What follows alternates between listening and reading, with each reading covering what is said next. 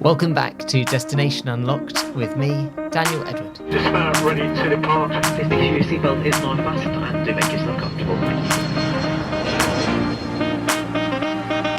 Destination Unlocked is the chatty travel podcast where local guides and top travellers unlock their part of the world for us. Today, we're visiting a city that straddles two continents and has become a major cruise port for Eastern Mediterranean itineraries. Well, that's certainly how I discovered Istanbul anyway.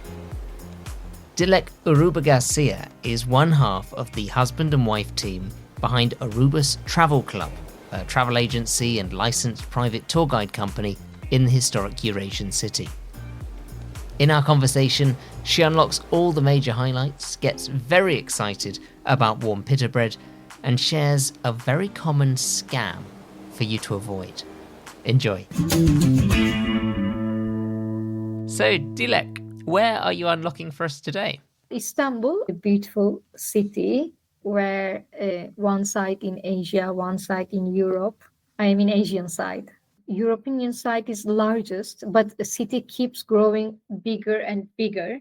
They say Istanbul every year needs 700,000 new construction house or buildings because of the growing population all the time. Wow. And where's it growing from? Is it the local population, or people are moving to Istanbul from other parts of Turkey or from other parts of the world?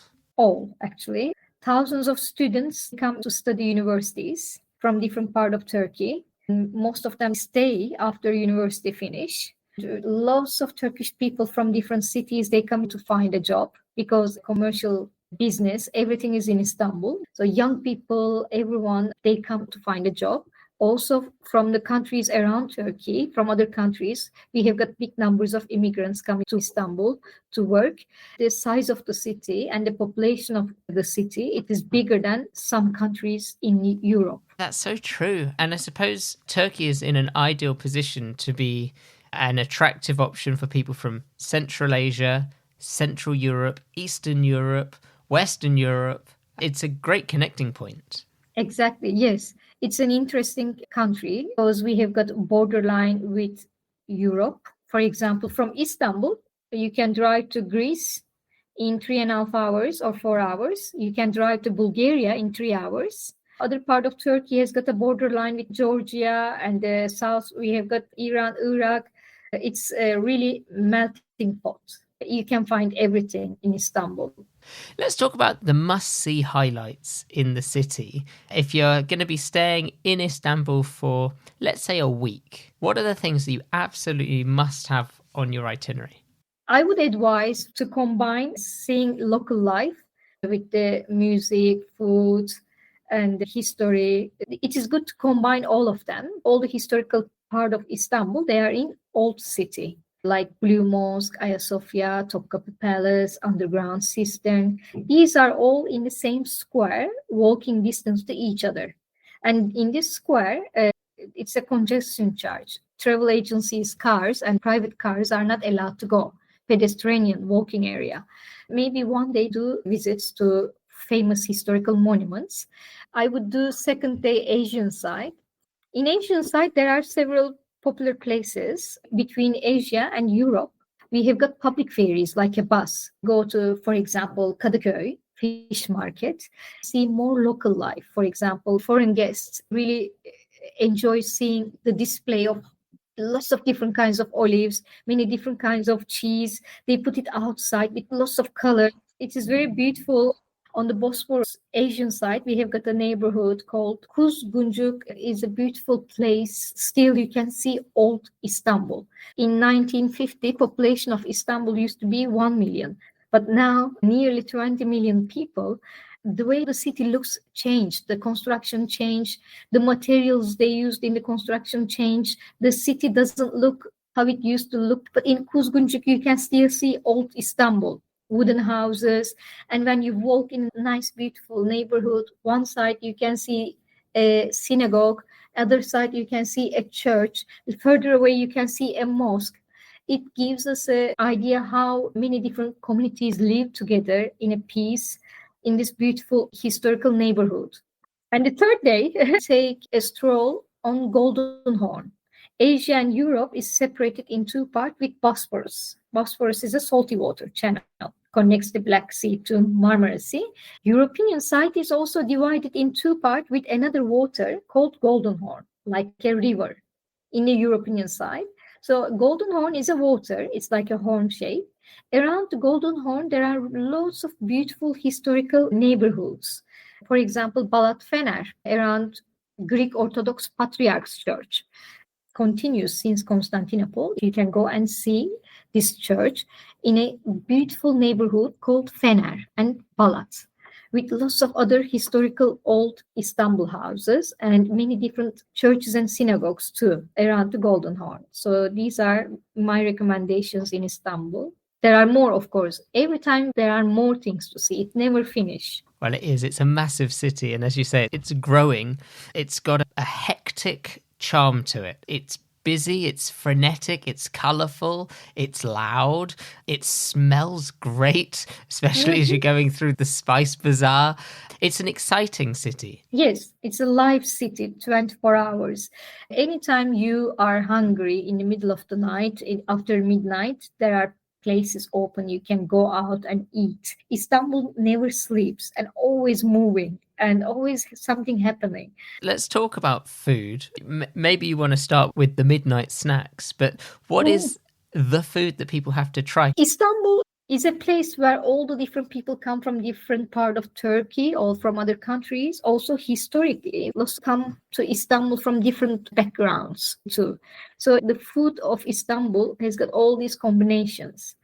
I cannot say the food of Istanbul, maybe street food, but we can call it food of Turkey. Istanbul is maybe like London. You can find all the international and all different communities' food from different backgrounds. And so what sort of things might catch your eye? Fishing with the big nets, like industrial fishing, is forbidden in Istanbul. In the summertime, we wait for the fish may lay eggs, and then the fishing season starts after autumn.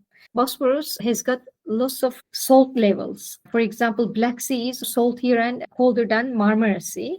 It makes the Bosphorus to have many different varieties of fish in different seasons. Local people would look which fish is available, and we buy fresh fish. We have got famous fish wrap in Karaköy, near the Galata Bridge. You can watch the man cooking it, wrap it in the pita bread with lots of pomegranate molasses, pieces of little pomegranates, and they fry the onions and add lots of herbs.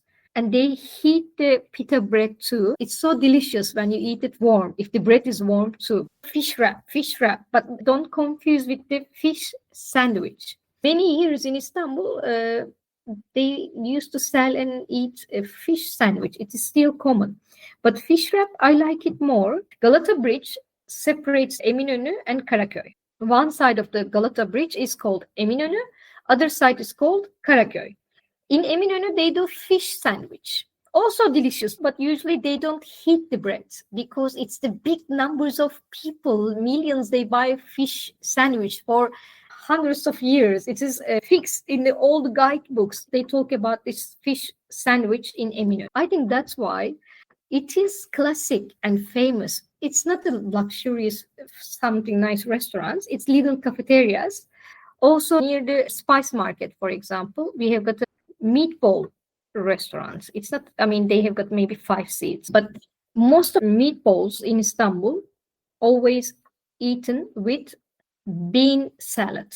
It's always together, meatball and the bean salad. It's like ketchup and mayonnaise, always together. Most of the meatballs sold in Istanbul would be frozen. But in this place where I'm talking about, fresh meat every day is prepared. If you go late, maybe they will not have more because it's finished, because it's not frozen. And it's more delicious and it's cooked on fire. It gives a nice smoky smell. And they heat the bread also. We eat lots of bread in Istanbul, Turkey, I think. What's the name of the small meatball restaurant? Do you know the name? Yes, Köfteci Yaşar. Köfte means a meatball, köfte. Köfteci means the meatball seller. Yaşar is the name of the man. Yasar. Yaşar, Köfteci Yaşar. And this is the place actually very difficult to find. You need to go outside of the spice market, walk in this crowded, chaotic local market. It is hidden behind Rustam Pasha Mosque. And lots of local people work in this market, goes there in the lunchtime. When I'm hungry, I go there. I got so lost coming out of the spice market and then going into the Grand Bazaar area and trying to get out of that area. Oh my gosh, I thought I was there forever. Yes, it's difficult, very chaotic, crowded local market, actually.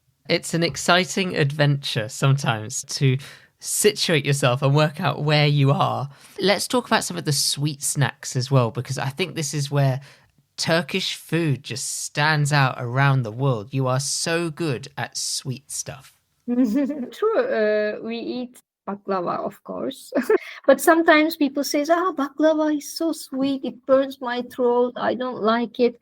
But a real good quality baklava would not make you feel this way. When you take a baklava in your hand, you should smell it first. It should smell butter. And it should have lots of fine layers of flour, fluffy. And it should not be like a bread. When you bite it, it should be like croissant, lots of little layers of fluffy things, and with lots of pistachios. And it should be juicy. When you bite, the juice would come in your mouth. Delicious. I had to stop at 3 pieces. After 3, it was like, okay, if I do have more, it's not going to end well. What about Turkish delight? Because that's something which carries the branding of the country around the world. Everybody has heard of Turkish delight. Is it a thing in Turkey? It is. But of course, Istanbul now is very modern.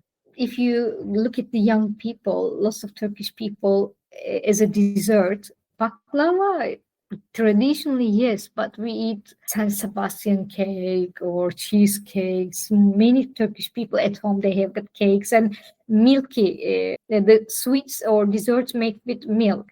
Turkish delights, yes, it's traditional, but in Istanbul, we consume more Western European desserts. We have got one dessert you can only try in Turkey. It is a dessert made with milk and chicken.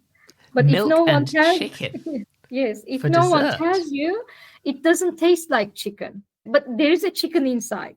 When they make the pudding, milk, flour, sugar, and then they in the other cup they boil the chicken and they grate it.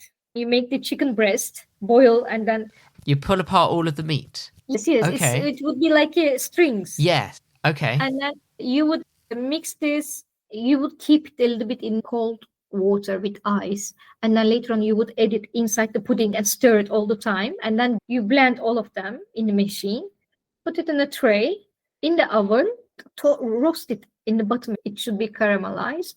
And then when they serve it, they turn it upside down. The caramelized part of the bottom would come on top. We do food tours, and I most of the times make people eat chicken breast in the end of the tour. People say chicken? I don't think so. Really? Chicken? And who thought about this? Why did they put the chicken inside? Yeah, did anybody ask the chicken? So, but it doesn't taste like chicken. But when you scoop it out, you can see the texture. There is a chicken. It's all blended It's inside. that shredded and then blended together. Wow, that is interesting. What's the name of that one? In English, we would say chicken breast, or in Turkish, Kazandibi.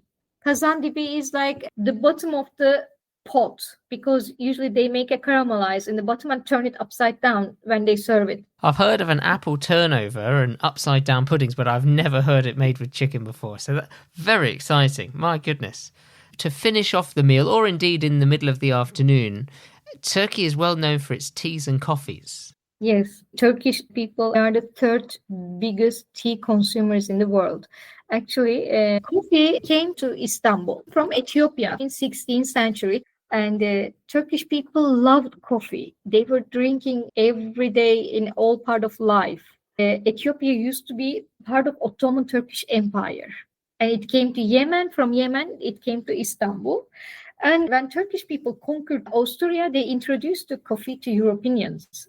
But after the First World War, coffee became so expensive and Turkish people could not afford coffee as much as before. And Turkish politicians decided actually in the north of Turkey, in the Black Sea region, we can grow black tea, because in the Black Sea region, it rains all day, every day, 12 months. So they decided it is a good climate to grow tea. But 1950s and 70s, they started growing black tea in Black Sea region. Now, most of Turkish people drink black tea actually all day. In the offices, banks, shops, wherever you go, we don't put milk. And it's not spicy. And in a little glass cups. I love those cups. As a design icon, that is just, it's so Turkish for me. I see that cup, it takes me straight to Turkey. I want to quickly touch on transportation and how to get around. If you are visiting Istanbul, whether it's for a day or two visiting by cruise ship, or if you're staying in the city, how do you travel? By public transportation. We have got a car, but we don't go to city center by car because difficult to find parking places. Also, for example, between Asia and Europe, there are bridges, but very bad traffic. There is a tunnel under the water between Asia and Europe. But still, every time if you pass the tunnel, it would be expensive. So we have got a really good public transportation system. So how does it work? If you're a tourist, is there a tourist card, or do you pay with your bank card? You can use Istanbul cards, but bank card is accepted in public transportation. Foreign cards of any countries, you can use your bank card. One line. We have got lots of lines in metro, only one line. The metro under the water between Asia and Europe doesn't accept bank cards in this metro line. So if you need to use this metro under the water between Asia and Europe, then you can just buy one pass from the ticket booths in the station. You can take a public ferry too. Bank card is accepted on the public ferries between Asia and Europe. The ferry sounds like a really nice way to do it. So where would you pick up the ferry? Near the Galata Bridge, on both sides. It's a really good way to see the Bosphorus as well. A little river tour. Of course, yes. In the morning for people who goes to work, it is really nice to take a public ferry because you can buy a sandwich, buy a coffee. In the summertime, nice breeze. People are having breakfast on the ferry before they start to work. That is really nice. I like the sound of the Istanbul card. It sounds just simple. I can do everything on it. Where do you get an Istanbul card? Every station, every bus stop and every train stop, metro stop has got a machine you can buy Istanbul card. And in those machines, you can use your credit card and also cash too. Let's say you've arrived by cruise ship, because I know a lot of people arrive by cruise, maybe their ship stays overnight. They want to go straight to a particular landmark. Let's say maybe it's the Hagia Sophia. They just want to get a taxi there. They just go straight there. Is that easy to do? Easy, but Istanbul doesn't have enough taxi. Even locals find it very hard to find available taxi. With different applications we have got. Istanbul municipality has got taxi application. You can log in and try to find, or Uber and several other applications. You look, but you cannot find, especially if there's a cruise ship. Of course, the other way to see a city as big and diverse and interesting as Istanbul is to do it with a guided tour, and that's where you come in. You're a licensed guide in Istanbul. What does that mean? To be a tourist guide in Istanbul, you need to get a official license from Ministry of Culture and Tourism. And to get this license, we study 2 years. After that, we do educational tour. And then after we finish the tour, we get an exam about the educational tour. And then we need to pass the language exam. So do you have a specialism that you like to focus on? I prefer gastronomy. Also, I like to do historical tours too, because I like doing different things. I like trying different things. I like really all of it. If somebody doesn't actually know that much about Turkey or Istanbul, their consciousness of Turkey is that there are some really good beach resorts and some nice weather. But now they want to come to Istanbul, they want to go on a tour because they want to learn a bit more about the history, the culture. Is there an era that really jumps out at you as being very special? I am most specialized and experienced in Ottoman time. I do lots of Topkapı Palace tours, which is from 15th century till 19th century. Topkapi Palace was built by Mehmet the Conqueror first time in the 15th century, who conquered the Constantinople. But till 1856, many different sultans lived here. Topkapi Palace is really big. It was built on top of the Roman palace, has got lots of courtyards and buildings around it. If you want to see all the details, it can take all your day. Even 8,000 people live, between 5,000 to 8,000 politicians, parliament members, harem, nearly 500 women. It was a place where they ruled the empire. There are big kitchens. They were cooking, industrial cooking for thousands of people. It sounds less of a palace, more of a village. Exactly, like a little town. Yeah, wow. Oh yeah, that's got to be a must-see. I can see why that has become such an interest for you. If people want to book a private tour with you, what is the best way that they can do that? They can go on our website and request a tour, or if they write our name and surname in Google, they can find our phone numbers. They can just send us a message. We always get back to people in the same day.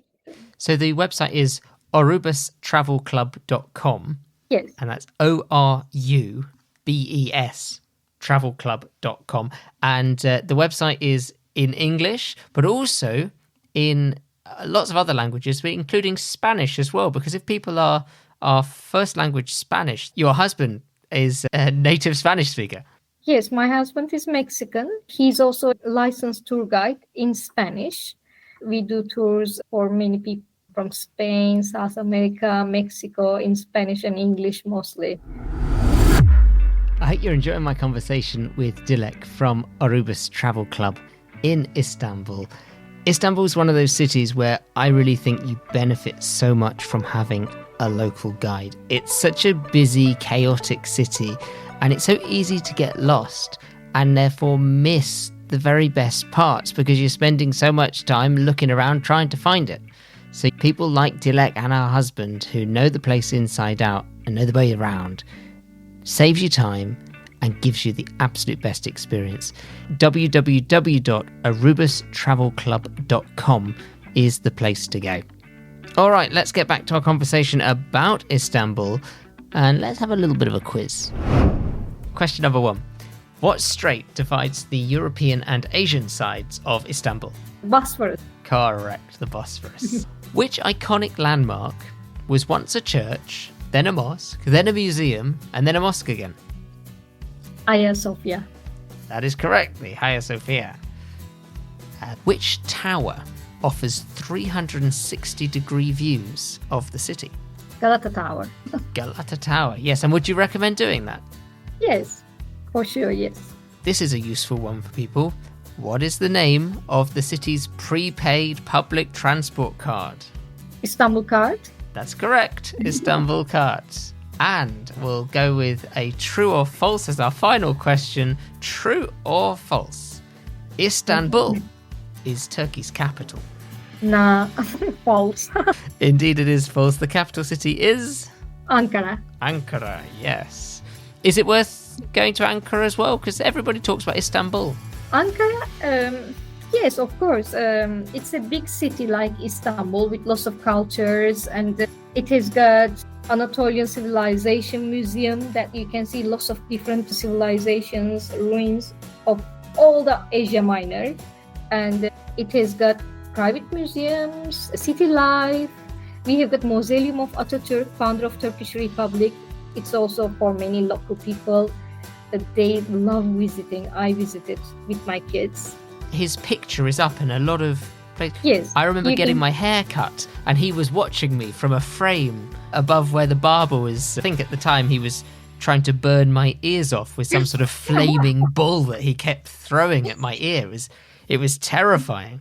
Yes, Atatürk, you can see his picture on every money, every school children's book, or every school they have an Atatürk statue. Turkish people love Atatürk and they are very proud of history. Founder of a nation, yeah.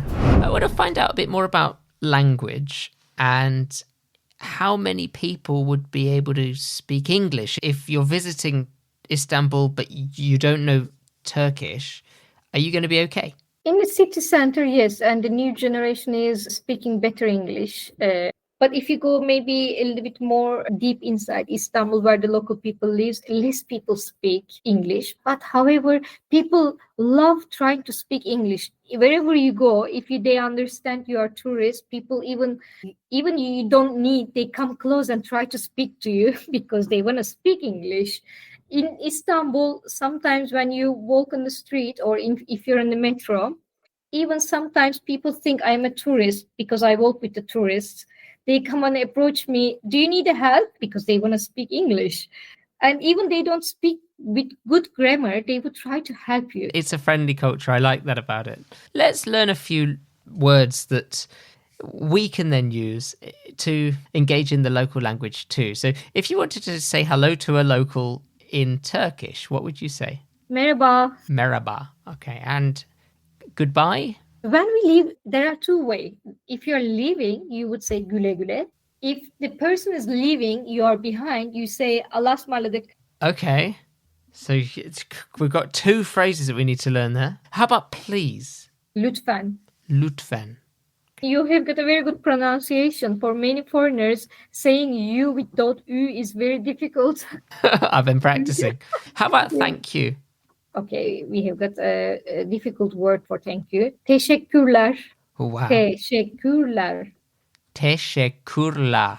Yes, very good pronunciation. Bravo. I'm just mimicking. Actually, it's the best way to learn.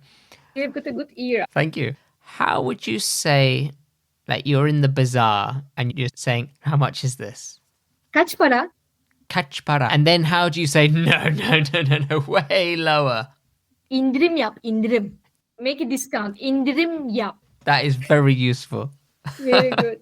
Where do only locals know? Where's the sort of place that you would really recommend peeling behind the guidebook and saying, no, they don't tell you about this, but we know this place is good?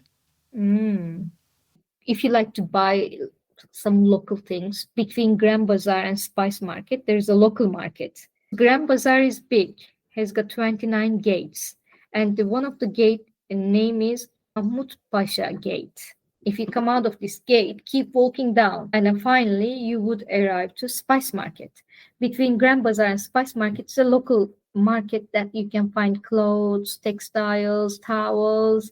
In the Grand Bazaar, mostly you see handmade, authentic items. In the Spice Market, spices. But between Grand Bazaar and Spice Market, you find more clothes, like jackets, jeans, underwears, everything. Spice Market has got also several gates. If you get out to direction of the Rüstem Pasha Mosque, it's also a really beautiful Hans where the first time coffee came. It's called Beta Han, near the Spice Market. It used to be a place first time Turkish coffee came to Turkish life, where they roasted the Turkish coffee. You can still see where they roasted in a big hole on the ground. And this is a local place. You can get a Turkish coffee and you can buy lots of spices, coffees, many different kinds of teas in a historical building. Also, you can have a local lunch in a local price and delicious and good quality. Are there good places that locals go to relax, to get away from the crowds? For the people living Asian side, we have got Princess Islands. There are ferries every half an hour. I can arrive to Princess Islands in maximum half an hour. When you take a ferry from the city center near the Galata Bridge, it takes longer. But we have got a very fast metro. And as soon as you arrive to Princess Islands, there are 5 of them. The Büyük Ada is very crowded, but the other 4, when you go, suddenly you feel you're not in Istanbul. In half an hour, you feel like you went to a countryside with no traffic, no noisy, only scooters and electrical cars, with a nice nature, beautiful trees, summer houses, cafeterias. I like the Princess Islands. It's so beautiful. And the Black Sea, for example, beaches, sandy beaches, you can go 45 minutes. You can go to Black Sea, big beaches in the summertime. Yeah, that's nice. And relatively close to the city, which is really convenient. I want to check on tipping and the customs in restaurants or with drivers and guides. Are people expected to tip? And if they are, how much is the correct amount? Yes, the people work in tourism, they expect it In nice restaurants, for example, tips are included. You should check. But if it is not a upscale restaurant, if it's a casual place, you can leave 10-15%, or even some little cafeteria, very casual, you can leave the change, if nothing. But if you pay a small amount, you can leave if you're happy with the service they would expect. And taxi drivers? Taxi drivers, I wouldn't stop a random taxi passing in front of me. Always better to use application. And in the application, sometimes it says, trying to find a taxi going, you cannot find. And then later on, it tells you, add a tip. And then you add the tip, you find one. Yes, taxi drivers also want you to leave a tip. Sometimes when you pay them, they say, the post machine doesn't work. And then you need to pay them cash. And then they, of course, there is a change, but they are looking at you and make you understand that you want to leave the change. There are unsaid messages there. Yeah. Yes. If you're looking to get out of the city for a day trip, where would you say is a really nice day trip from Istanbul to consider? If it is not really cold in the winter, just on the Black Sea area, we have got a town. It's called Şile, S with tail, I-L-E. Şile is elected third or fourth calming town of Turkey. It's on the seaside, very little town. Usually people have got summer houses and the beaches, but also it's a nice little town with the little hotels. You can just find little interesting cafeterias outside of Istanbul on the Black Sea. Not far away in the Asian side. You drive maybe 1.5 hours away. Another place would be Princess Islands. Again, I like Princess Islands. There are hotels you can book. Or, for example, if you want to go another city from Istanbul, we have got İznik, I-Z-N-I-K. İznik is a historical place. First Christian council was held in İznik. It was called Nicaea. And in the Ottoman time, it became famous with the tiles, lots of tiles, imperial buildings. Like Blue Mosque is called Blue Mosque because of the blue and white tiles provided from İznik. In the Ottoman time, İznik made a tile for imperial buildings. If you want to go by flight, 1 hour flight, you can go to Cappadocia. Cappadocia is very famous with the underground cities. For many kilometers, you can go and visit all these rock churches carved into rock and stay in a cave hotel. All the hotels in Cappadocia, most of them are carved into the rock. And they do balloons, very famous. Everyone goes to Cappadocia, they do balloon. It's only 1 hour flight from Istanbul. You can go today and come back tomorrow. That sounds fantastic. And that is on my list. I want to see those balloons flying over because I've seen the pictures and it just looks gorgeous. The wrap-up, round-up, quick-fire finish is now ready for boarding. I've got 6 questions for you, all about Istanbul. No right answers, all your opinions. So, what would you say is the top thing to see or do in Istanbul? One thing only. Seeing Hagia Sophia and underground cistern. Can I change my answer? Yeah. Okay, I change. This is also historical, but now I'm thinking you can see historical things everywhere in the world. And the churches are, of course, all of them are important in terms of inside themselves. But for example, in Istanbul, doing the Bosphorus, being between Asia and Europe, taking a ferry, crossing the Asian side in just 20 minutes, it is something that in the world you don't do every day. It is very interesting. I think you take a ferry from Europe past the Asian side. Yeah, you're sailing across continents. Yes, it is something more special about Istanbul, I think. What would you say is a tourist trap to avoid in Istanbul? I have been a guide for 18 years. It never changed since when I started working as a guide in 18 years. All the time I hear from the people in my tour. Sometimes when you walk outside in the touristic places, one shoe shine man walks in front of you and they drop their brush. And then you look you run and get the brush and you say, excuse me, you drop your brush. And they start saying, thank you very much. And they start brushing your shoes. You say, no, I don't need the brush. Don't do it. But they brush it anyway. And then later on, they ask money for this. So if a shoe shiner drops a brush in front of you, don't pick it up. This is very common, I hear, and people really get upset about this. It's a classic scam, but it's so effective. What's your favourite time of year to visit Istanbul? November. The most crowded time of Istanbul is September and October. Lots of people, big numbers of cruise ships come Istanbul on September and October. Why? Because summer is so hot, winter is so cold, people prefer to come in September or October. April and May is crowded too. It's so crowded. Summer is so hot. So in my opinion, November, the second week of November, it is not as cold winter. December, January, February is really cold. November is still not hot, not cold, but starts getting colder and less people. That does sound ideal.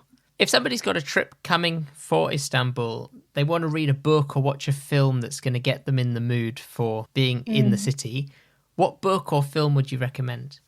Dan Brown's Inferno. It's a very interesting book that when you start reading, it keeps you reading. You read it really curious about all the book, finish it, and then it wants to make you go and see Istanbul. It's a true story, true historical story. You see Hagia Sophia inside the book, Hippodrome of Constantinople, underground cistern, and they made a movie about it. What would you say is your top food or drink that people just must try when they go to Istanbul? Chicken breast, which is Kazandibi in Turkish. They should try that as a dessert, which is made with milky pudding and chicken. It's very interesting. They should not go and eat the kebab, in my opinion, first of all, because kebab you can eat everywhere in the world, in all Europe, wherever Turkish people immigrate, because many people think Turkish people eat kebab. But there are many local restaurants, they cook vegetables with the meat, homemade food, what people cook at home. So I recommend them to eat, for example, karnıyarık. Karnıyarık is something eggplant. They fry eggplant. They open the stomach and put a bolognese sauce inside. That sounds very tasty. Final question. Somebody wants to take home a really authentic local souvenir, not a magnet, not a cap or a mass-produced T-shirt, but something that's really locally meaningful. What would you say they should look for? Turkish towels, for example.